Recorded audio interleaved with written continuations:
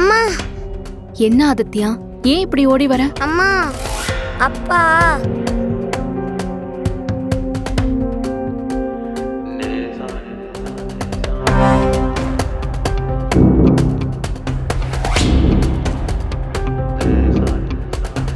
அப்படியா? ஆதி சார் பேசுறத நீ கேட்டியா? ஆமாமா.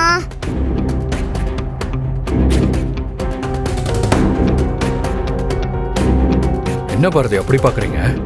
சார், நீங்க அந்த சாமி கிட்ட சொன்ன பரிகாரத்தெல்லாம் பண்ண போறீங்களா? என்ன சொல்றீங்க பாரதி? சார், ப்ளீஸ் தயவு செஞ்சு நீங்க என்கிட்ட எதையும் மறைக்க நினைக்காதீங்க. நீங்க சாமி கிட்ட பேசிட்டு இருந்தத ஆதித்யா கேட்டுட்டு வந்து என்கிட்ட சொல்லிட்டான் சார். நீங்க எதுவும் பண்ண வேண்டாம் சார், ப்ளீஸ். நீங்க ரொம்ப சுயநலவாதி பாரதி.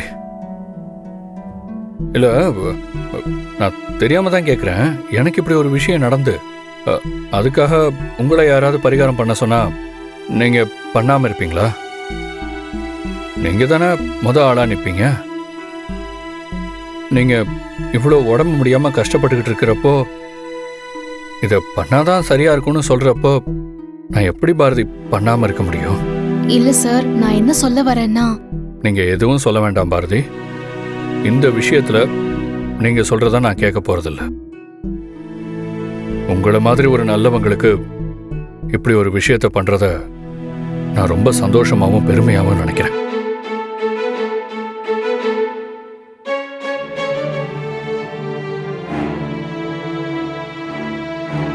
நீங்க ரெண்டு பேரும் இங்க என்ன பண்றீங்க? அம்மா கிட்ட போய் இருங்க.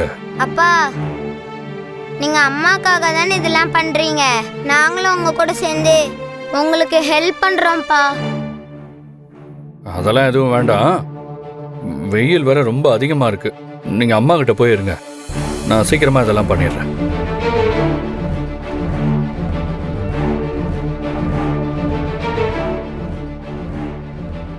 ஆமாப்பா, நாங்களும் உங்களுக்கு ஹெல்ப் பண்றோம்ப்பா. வேணான்னு சொல்லாதீங்கப்பா, ப்ளீஸ்ப்பா. சரி சரி, இப்ப நீங்களும் என் கூட வேலை செய்யணும், அவ்வளவுதானே? சரி வாங்க, அம்மாவுக்கு சரியாகணும்னு 3 பேரும் சேர்ந்து இதெல்லாம் பண்ணுவோம்.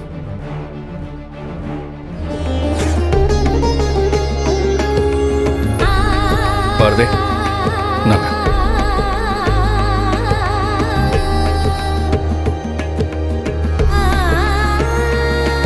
இப்ப உங்களுக்கு எப்படி இருக்கு? எனக்கு என்ன சொல்றதுனே தெரியல சார். மனசு நிறைஞ்சிருக்கு.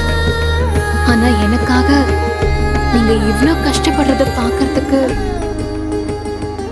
ஒரு மாதிரியா இருக்கு. திரும்ப திரும்ப அதையே பேசாதீங்க பாரதி. என்ன ஆனாலும் சரி, அவர் சொன்ன எல்லா பரிகாரத்தையும் நான் உங்களுக்காக அம்மனுக்கு செய்வேன். அந்த அம்மன் கிட்ட போராடி உங்க உடம்புல இருந்து அம்மையை நான் இறக்கியே தீருவேன். அந்த அம்மன் கண்டிப்பா எனக்கு பதில் சொல்லுவான்னு நான் நம்புறேன். சொல்லித்தான் ஆகணும். நானா அம்மனான்னு பார்க்கறேன். கடவுள் கூட நாம போட்டி போட முடியாது சார். போட்டி இல்ல பாரதி, இது அம்மன் மேல நான் வச்சிருக்கிற முழு நம்பிக்கை. மனசார உங்களுக்கு இதெல்லாம் சரியாகணும்னு நான் இதெல்லாம் பண்ணிக்கிட்டு இருக்கேன். அதுக்கு கண்டிப்பா பதில் கிடைக்கும்னு நான் நம்புறேன். தம்பி, கோவிலில் அன்னதானம் கொடுத்துட்டு இருக்காங்க. நீங்க போய் அந்த அன்னதான சாப்பாட்டை வாங்கிட்டு வந்து நீங்களும் சாப்பிடலாம், அவங்களுக்கும் கொடுக்கலாம். சரிங்க சாமி, போயிட்டு வந்துடுறேன்.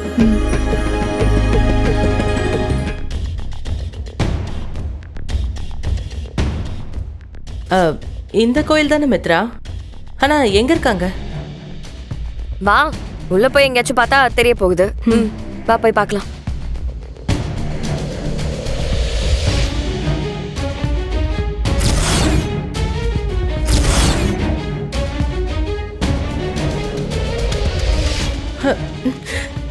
ஐயோ மித்ரா, ஆதி என்ன வேலை பண்ணிட்டு இருக்காரு?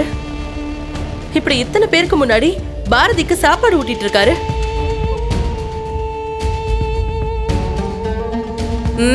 குடும்பமா வந்து இங்க உட்காந்து கூத்தடிச்சுக்கிட்டு இருக்காங்க. நம்மளெல்லாம் அவர் என்ன முட்டாள் நினைச்சுக்கிட்டு இருக்காரா? அந்த பாரதிக்கு அம்மா போட்டும் ஆதி பாரதியை விட்டு போகல. பாரதிக்கு பிரச்சனை கொடுக்க கொடுக்க இன்னும் ஆதியோட நெருக்கமா தான் போயிட்டு இருக்கா. தம்பி சாப்பாடு கொடுத்துட்டீங்களா? கொடுத்துட்டேன் சாமி. தம்பி, அடுத்தது நீங்க இவங்களுக்காக உடம்பு சரியாகணும்னு வேண்டிக்கிட்டு கோவிலுக்கு வரவங்க கிட்டலாம் கையேந்தி யாசகம் வாங்கணும்.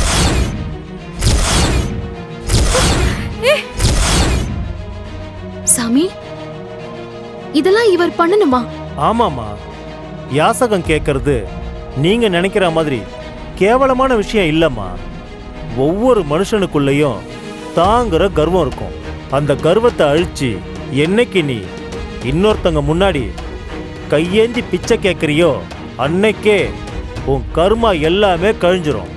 வாழ்க்கையில நாம தெரிஞ்சோ தெரியாமலோ சில விஷயங்களை பண்றோம், சில பாவங்களையும் பண்றோம். எல்லா கஷ்டங்களுக்கும் காரணம் தாங்கிற அகந்த ஒழிஞ்சி கையேந்தி நின்னு பிச்சை கேட்கிறப்போ அந்த தாய் நீ கேட்டதெல்லாம் கொடுப்பா. வணக்கம் மேடம். இங்க பாரு, நான் சொல்றத நல்லா கேட்டுக்கோ. நீ பண்ண போறது ரொம்ப முக்கியமான ஒரு காரியம். என்னன்னு சொல்லுங்க மேடம், நான் அதை கரெக்டா பண்ணிடுறேன். அதோ அங்க நிக்கிறாரு பாரு, அவர்தான் ஆதி.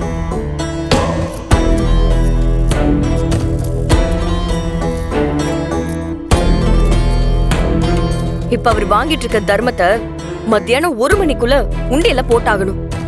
நீ கரெக்டா 12:55க்கு அப்படியே தர்மம் போடுற மாதிரி போயிட்டு அவரு கையில இருக்கிற மொத்த காசையும் புடுங்கிட்டு எங்கேயாச்சும் ஓடி போயிரு. அவ்வளவுதானே மேடம், நான் பாத்துக்கிற விடுங்க. நீங்க சொன்ன மாதிரியே கரெக்ட் டைம்க்கு போய் அவங்க கிட்ட காசு அடிச்சுட்டு ஓடிடுறேன். ஓகே தானே? எடுத்துட்டு அப்படியே ஓடிரு. ஏய் இங்க பாரு, சொதப்பாம பண்ணிருவல, தயவு செஞ்சு மிஸ் பண்ணிராத. நீங்க கவலையே படாதீங்க மேடம், இதெல்லாம் எனக்கு ஜுஜுப்பி. முடிச்சுட்டு வந்துடுறேன்.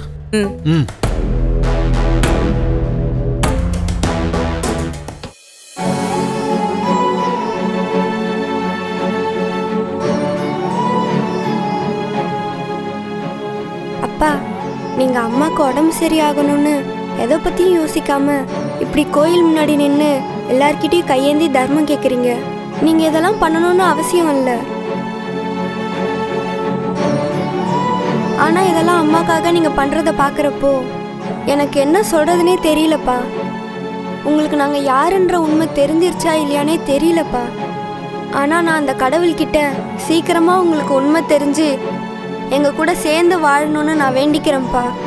உங்களை மாதிரி அப்பா கிடைக்கிறதுக்கு நான் ரொம்ப கொடுத்து வச்சிருக்கணும்.